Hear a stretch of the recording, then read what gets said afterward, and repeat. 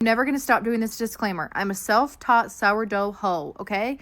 I fucked around and found out, and here I am, all right? So if this is not good advice, I'm sorry, but you asked me, and that's terrifying. Anyway, can you mix things in when you do the stretch and folds? Yes, you can.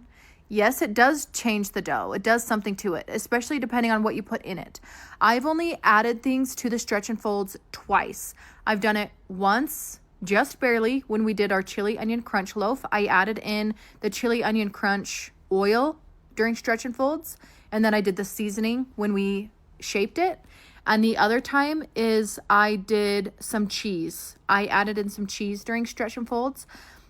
Allegedly, there are people out there that say that the inclusions get mixed in better when you do it during stretch and folds. And you know what? I think they might be correct.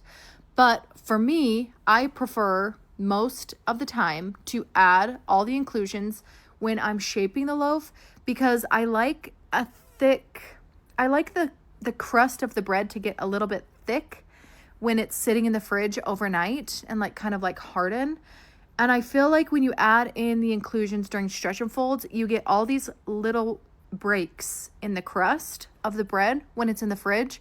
I don't know if that really makes sense, what I'm trying to explain, but I feel like you get a better ear when you add them at shaping. The other thing is, if it's a sugary inclusion, it's going to make your bread bulk ferment way faster, because the bacteria in the sourdough is going to eat up the sugar. So then it will really speed up your fermentation time.